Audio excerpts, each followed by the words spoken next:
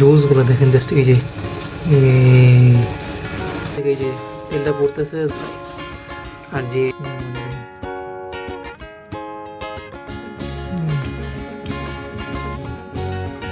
ভাই উঠতে রয়েছে কিন্তু কষ্ট দিয়ে করতে পারেন মাস্ট আইটেম অ্যান্ড এর থেকে সিম্পলেস্ট হবে না।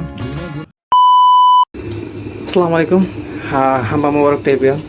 তো আজকে আমি মঙ্গল এমপ্রায়ারের একটা কুইজিন বানাবো, যেটা হলো এখন সাউথ এশিয়ানে খুবই পপুলার, মেনলি এটা হলো পাকিস্তানে বানায়। তো আজকে আমি বটি কাবাব বানাবো, যেটা এখন বাংলাদেশে খুবই available in street food. Let's make বটি কাবাব। যে আমরা বটি কাবাবের জন্য মশলা নিয়ে নিলাম।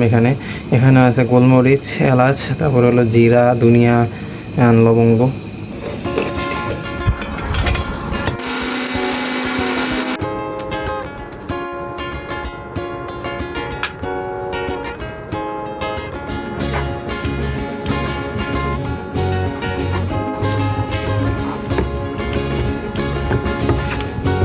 যে ভালো করে মাখা শেষ, এখন এটা ম্যারিনেশনে চলে যাবে।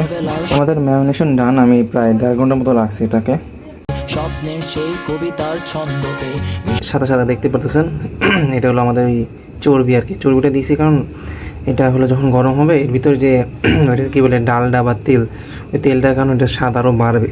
যেহেতু হোমমেড, তার মানে আমি চুলায় পুরবো এটা এখন।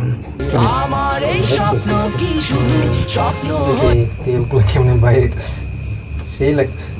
পরে বানাইলাম, দিতে পারলাম এতক্ষণ ধরে, এরকম গামে শেষ। আর এই মাথায় এই বুদ্ধি রাখবে, এর আগে চুলা নিচে দিয়ে রাখছিলাম, কেমন জানি হয় না। এখন পারফেক্ট হয়ে গেছে, পারফেক্টলি কুক হতে চাই।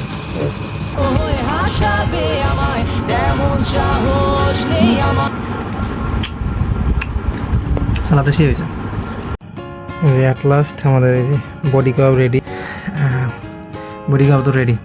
এখন রাত বাজে 12টা প্রায় 20-এর মতো। আমি শুরু করছিলাম 8:30টার দিকে।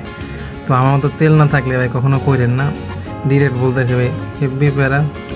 অবভিয়াসলি এটা বানাতে হবে, কাজিনরা থাকলে একা বানাইতে যায় না, অনেক প্যারা। তো বানাইছি যখন আমরা ট্রাই করা যাক বানের সাথে। চলে বান দিয়ে ট্রাই করি বডি কাবাবটা। সালাদ বানাইছি সুইট চিলি সস দিয়ে, দেখি কেমন হয়েছে। চলো একটা বাইক নিয়ে যাই। মানে রহিম